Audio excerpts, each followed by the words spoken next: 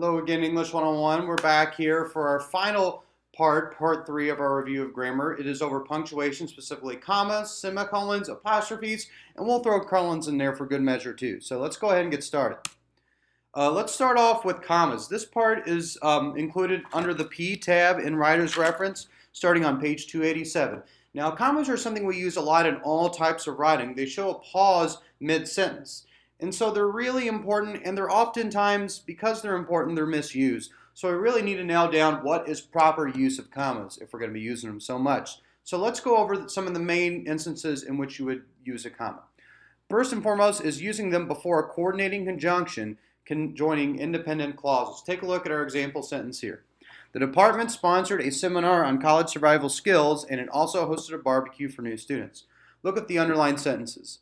The department sponsored a seminar on college survival skills. Is that a sentence? Well, take a look at this. Do we have a subject? Yes, the department. Do we have a verb? Yes, sponsored. Do we have a direct object? Yes, a seminar. So, that's a sentence and therefore an independent clause. If we look at the second part and put it to the same test, we'll also find that it's a sentence and therefore an independent clause. It is our subject. Hosted is our verb, barbecue is our direct object, and new students are our indirect object. So because they're both independent clauses and because we want to show the relationship between the two things, we want to include a comma after the first independent clause and a coordinating conjunction showing the relationship between the two things. Below we have an example here where we may not need a comma because the independent clauses are both short. The plane took off, again, is an independent clause in a complete sentence. Both of these are really short independent clauses, and our coordinating conjunction kind of acts as our pause there, so we really don't need it. Take a look at the bottom one, and let's think about this. This one is actually wrong. I want to see if you guys can figure this out. A good money manager controls expenses and invests surplus dollars to meet future needs. Now compare the two underlined portions to the underlined portions in the previous two sentences. What's different about particularly the second one? Well, that one is an independent clause, and therefore it's not a complete sentence. It's actually a dependent clause. Is there a subject in that sentence? Who invests surplus dollars? Well, we can tell by the previous independent clause that's underlined here that it's our good money manager. So, we don't need a comma because it's connecting an independent clause with a dependent clause. We also want to use them before an introductory clause or phrase. Look at the first sentence. When Erwin was ready to iron, his cat tripped on the cord. When Erwin was ready to iron is what we call an introductory clause, or what we've covered in part 2, a subordinate clause. It kind of sets the scene for what's going on in the sentence. Then we know that the main action going on in the sentence is the cat tripping on the cord. But when we say when Erwin is ready to iron, we kind of know what's going on when the cat tripped on the cord. It adds a lot more detail to our sentence. So because it's an introductory clause to the main action of the sentence, we want to use a comma. Our second sentence here is the same way. Buried under layers of younger rocks, the Earth's oldest rocks contain no fossils. The main idea of this sentence is about how the Earth's oldest rocks don't contain any fossils. But we want to talk about, again, the younger rocks and sort of set the scene or help develop the idea a little bit more. This one, much like the one in the previous slide, is really short, so we don't really need a comma there. In no time, we were at 2,800 feet. The introductory clause would be in no time, but again, because it's so short and because the following independent clause is so short, we really don't need a comma. You also want to use commas between all items in a series. Take a look at this sentence. My uncle willed me all of his property, houses, and boats. Notice how we have commas after property, after houses, and before and. Now, of any list of 3 or more items, you're going to want to use this comma. A series, we can define that as a list of 3 or more items. You definitely want to have this comma before the coordinating conjunction. It's something called the Oxford comma, and it helps clarify when your list is about to end. It's really important to use that because in some sentences, you might think that the last item on the list consists of the thing before the coordinating conjunction and the thing after the coordinating conjunction. We also want to use it to set off non-essential elements. Take a look at this sentence. Ed's house, which is located on 10 acres, was completely full of bats in the rafters and mice in the kitchen. Now, if you look at the non-underlined portion of this sentence, you'll see a very specific description of something that's going on in Ed's house. That Ed's house is full of bats and full of mice. right? That's the main action of what's going on in the sentence. If we look at the underlined portion, which is located on 10 acres, it isn't really extremely relevant to the rest of it. So we want to consider that a non-essential element, and we want to set that aside with 2 commas. You want to have it before the non-essential element and after it. Some more examples of non-essential elements are something called adjective phrases. Take a look at this sentence. The helicopter, with its million candle power spotlight illuminating the area, circled above. Now, if you look at the non-underlined portion, you'll notice that it's the helicopter circled above. It's an independent clause and therefore a sentence. Again, that is the main action of what's going on. But the underlined portion describes what's going on, particularly the spotlight on the helicopter. It adds a description that, while it doesn't really affect the main action, it gives a little bit more detail and gives the reader a little bit more insight into what's going on in that sentence. Because it's not necessarily essential to what's going on, you want to give it the same treatment by leading into it with a comma and exiting out of it with a comma. We also set off non-essential elements when we use something called appositives. Appositives are nouns or pronouns that identify other nouns or pronouns more properly. Take a look at our example. Darwin's most important book, On the Origin of Species, was the result of many years of research. Now, again, what is underlined here is the title of the book, all right? The main action of the sentence, or the main idea the sentence is communicating, is Darwin's most important book was the result of many years of research. We don't really need to know the title to get the idea that Darwin's most important book took a lot of research to make. But to give the title, On the Origin of Species, is the proper noun identifying this most important book. We want to set it aside. It is a non-essential element, so we want to lead into it with a comma and exit out of it with a comma. We also want to use commas with quotation. So take a look at this example. In his book, Moby Dick, Herman Melville begins with the world-famous words, "Call me Ishmael."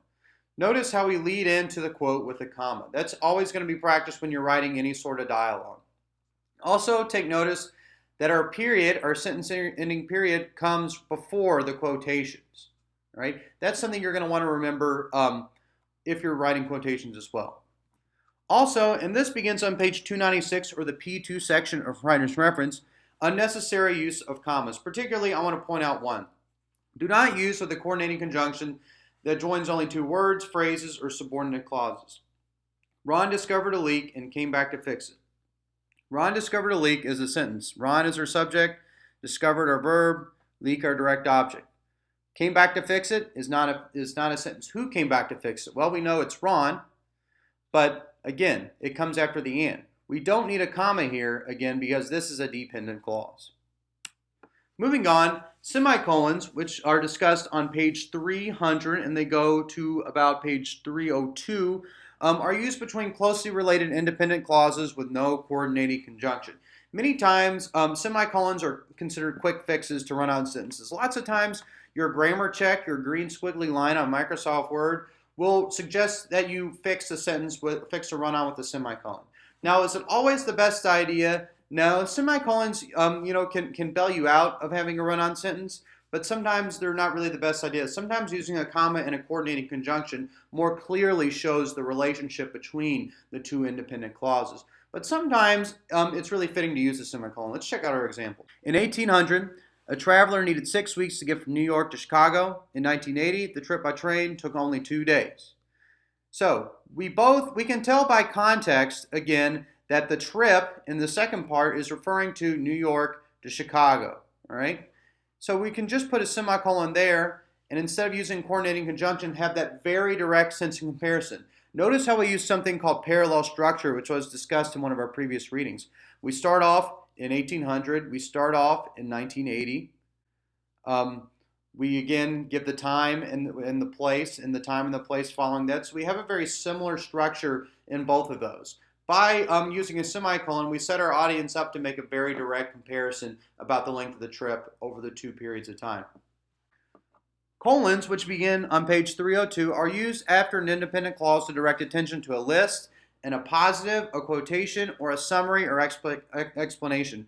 We use colons to lead into all of these things. You might find yourself using colons particularly if you're in one of these situations. So let's look at these 3 examples. Here is when we are directing attention to a list. The daily exercise routine should include at least the following: 10 minutes of stretching, 40 abdominal crunches, and a 20-minute run. So you might ask the question, should we use a colon before every list of 3 or more, before every series, as we talked about earlier in this video? Well, you want to use it when you have the proper lead-in phrase. When we say at least the following, we're setting ourselves up to give a direct list. If you notice, this sounds a lot more technical. So if you're using a direct word to lead in, again, you'll want to use a colon. And always remember, again, if you use it after an independent clause, a colon's a good thing to use to show pause. Also note that we have a comma here and a comma here. All right, we're using these commas between items in a series, particularly one before a coordinating conjunction. Remember, we call that the Oxford comma. This is before a quotation. Consider the words of Arnold Schwarzenegger. I'll be back. Again, here we have a lead in. If you notice in one of our previous slides, we had a comma that led into our quotation. But again, notice how this leads in a very technical way. It leaves us hanging, waiting for those words. So it's more appropriate to use a colon in this case when we use this type of phrasing. Down here, my roommate seems to live on 2 things, Twizzlers and Twitter. Here, this is kind of like a list. It's setting us up for having a list of 2 by saying 2 things and leaving it off here. But this also gives us a summary or explanation of his roommate. When we're attempting to summarize something or offer some explanation, and we kind of have this independent clause that ends sort of with a word that leads into the list, then you'll want to use a colon. Apostrophes, which begin on page 304, have many uses, but its primary use, which we've talked about in a previous video in our grammar unit, is they're used to indicate that a noun is possessive. Our examples: Professor Rand's class seems to drag on forever. Professor Rand is possessing the class. All right, the class belongs to Professor Rand. So we use an apostrophe and add an S to show possession, to show that Professor Rand is taking ownership of the class. Our bottom example, both diplomats' briefcases were searched by guards, ends with an S.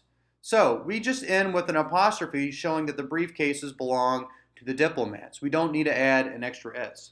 They're also used in contractions, words like don't, won't, isn't, I'll, I'm, you've. Those words, again, bridge 2 words, oftentimes pronouns, together, all right? And you use a apostrophe at a certain part in there to signify that's a contraction. The reason I didn't list them on here is because it's important to learn to avoid contractions in academic writing. They're a little bit too informal, and it's going to be something in your college career you're going to want to avoid putting in your papers. We also use apostrophes to mark omissions and contractions in numbers. Here we see, I am studying the music of the 60s generation. Now we know when we refer to the 60s, we can kind of tell by context here that we're referring to the 1960s. But we could even be referring to the 1860s. Regardless, if we're just going to be referring to it as the 60s, being a shortened version of 1960s or 1860s or whatever 60s you're talking about, you want to use the apostrophe to show that it's shortened. Here's a couple of examples of incorrect use of apostrophes. Our first sentence, Kanye West is the best musical artist of the 2010s. Notice the part that's been struck through here, 2010s. The way it's phrased here, it looks like it's possessing something, all right?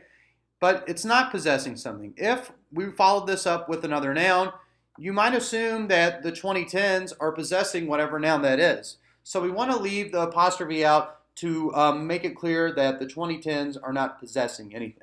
Same thing here. You should come look at my collection of DVDs. If we follow DVDs with an apostrophe S up with a noun, we might think that the DVDs are possessing something, as weird as that may sound.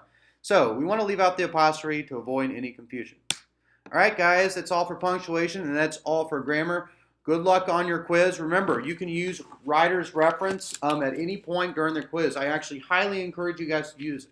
The key to doing well on this quiz is knowing where to index, knowing where to find all these rules. Remember that we said that grammar is not about knowing the rules or memorizing them, but knowing where to find that information.